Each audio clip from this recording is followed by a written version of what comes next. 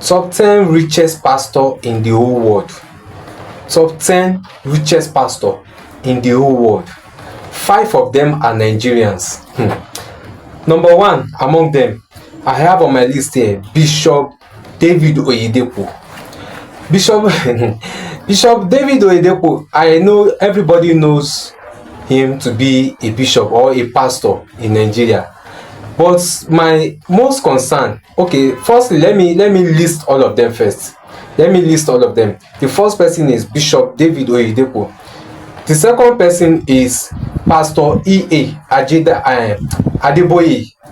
Pastor E.A. Adeboye. The ones is the present superintendent of Redeemed Church. Then the third person, or the third pastor, is Pastor Chris Oyakilome. The fourth person is Pastor Matthew Ashimolowo. The founder of KICC. Then the last person I have on my list is Pastor Temitope Joshua, who happens to be a dead man. He's late now. He died a few years ago. Now, what do I really want to talk about concerning these pastors? In fact, guys, everyone watching me, I observed these pastors, their net worths. Both their churches, their schools.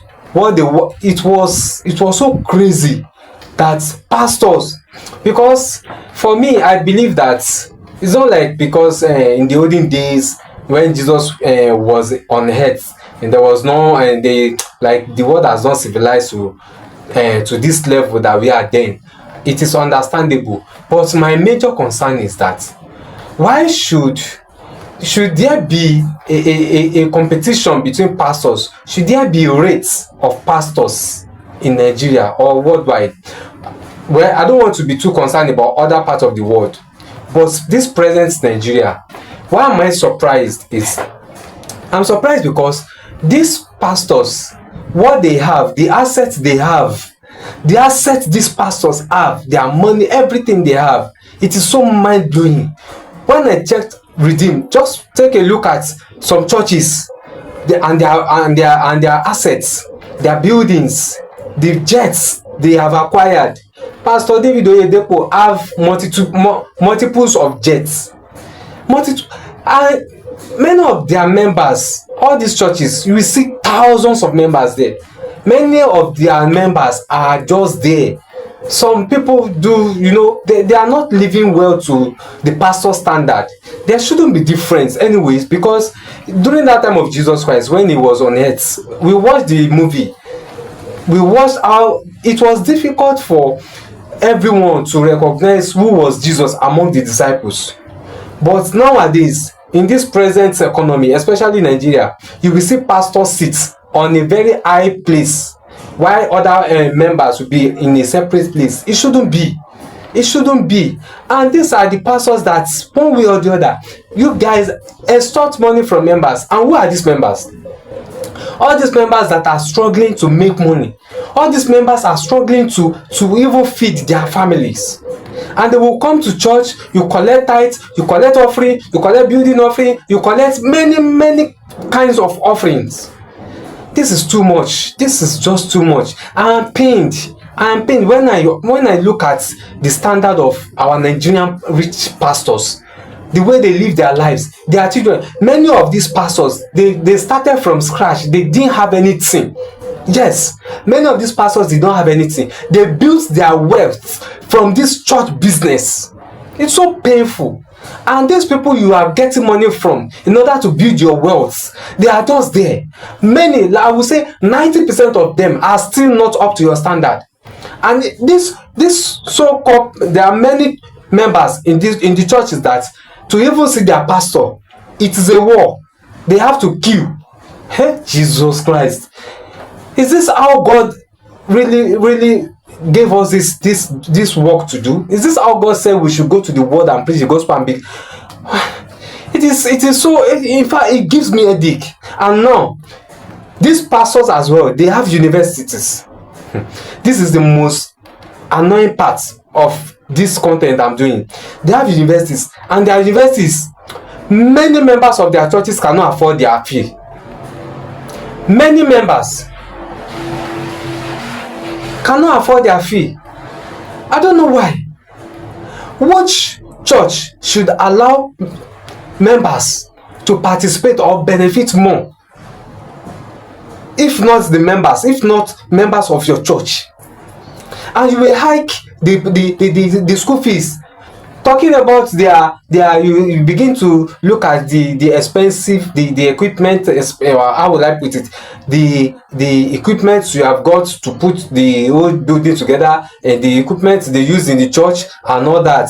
You'll be talking about that is why their school fees have to be higher. No, it doesn't make sense. The material you got, the church you built, the jets you have, the vehicles. Many of you have Rolls Royce, Bentley. Vehicles that are not 1 million, vehicles that are not 5 million, vehicle of 100 million and above.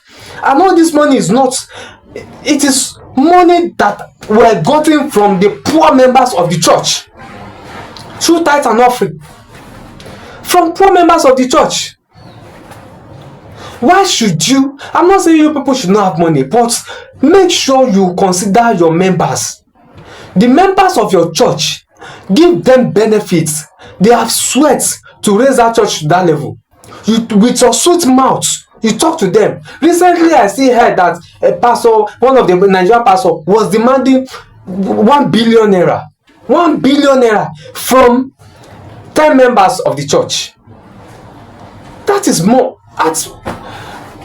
This is just too much. It is just too much. I cannot comprehend it. School fees is too high, and you have universities. Did you build those universities for the rich people? Remember that you were poor before. Remember that you were nowhere to be found before. Before God brought those people with your sweet mouth, you enter those people, you talk to them, they contributed money for building, they pay tithes, they pay offering, they pay so many forms of offerings in the church.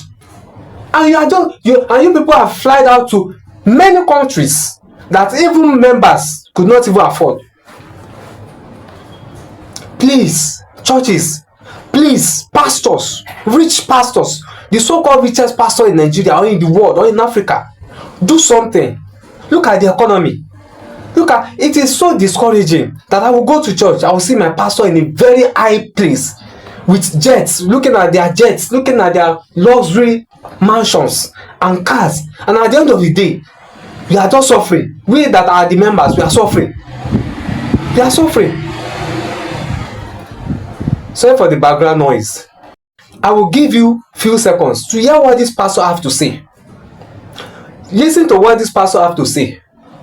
We'll be right back. Is it not scary that the World Council of Churches released papers about the state of the Nigerian church? That out of the 10 richest pastors in the world, 5 of them are Nigerians. But out of the 10 richest churches in the world, there's no Nigerian church there. It's worrisome. It calls for concern. World Council of Churches. Out of the 10 richest pastors in the world, 5 are Nigerians. And then out of the 10 richest churches in the world, no Nigerian church is in the number. The Roman Catholic Church is the richest church in the world.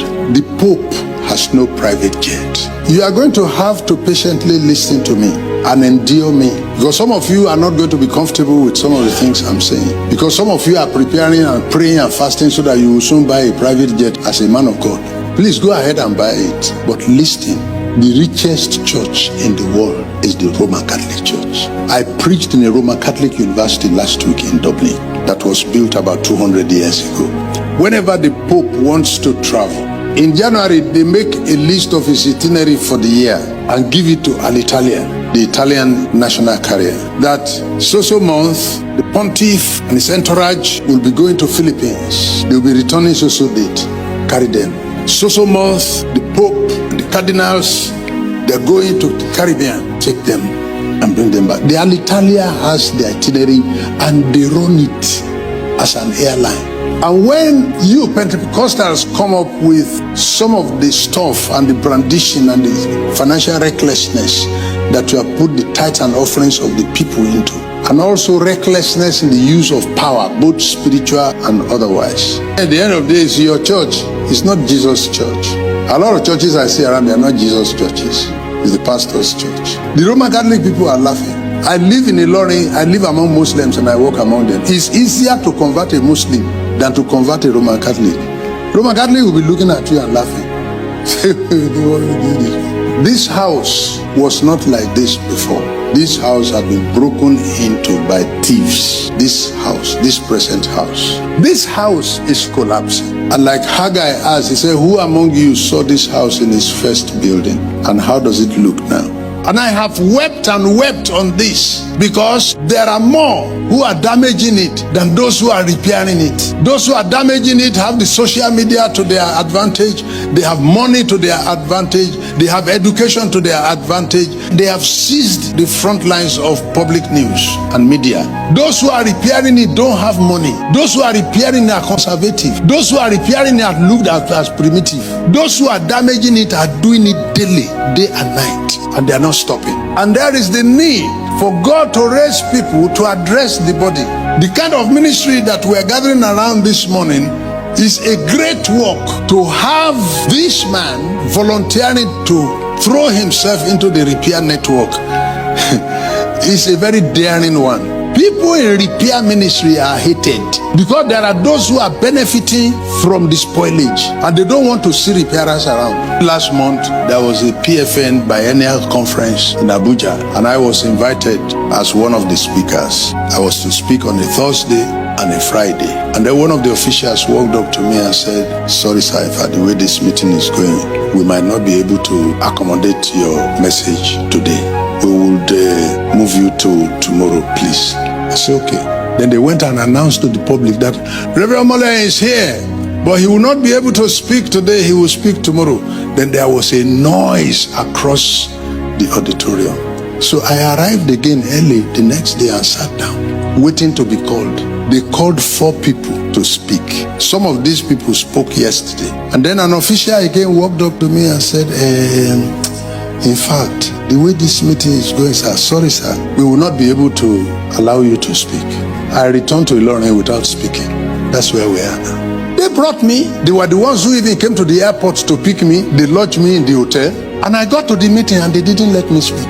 At my age, look at me. I'm retiring next year. I was skinned out. But that's not an issue to me, because I am not looking for a place to preach. Not at all. I am overwhelmed. I'm a global spiritual personality as I speak. So I'm not looking for where PFN will put me to preach. No.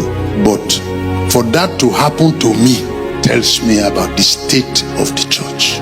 So the damage to the house of God, those who are repairing it, they are fewer than those who are damaging it. People in the repair work are endangered species, because there are those who don't want, they are making money from the way it is. This young man who is coming into the kind of work that he has chosen, he is like signing his death warrant, because there are those who don't want repair. They don't want restoration. So if you are coming to repair it, they don't want to see a person like you around. So as you see me, I'm now becoming very selective in the kind of places I go. The reason I'm saying this is because of the kind of support that this type of work needs. Because the spoilers will fight back. The destroyers will fight back.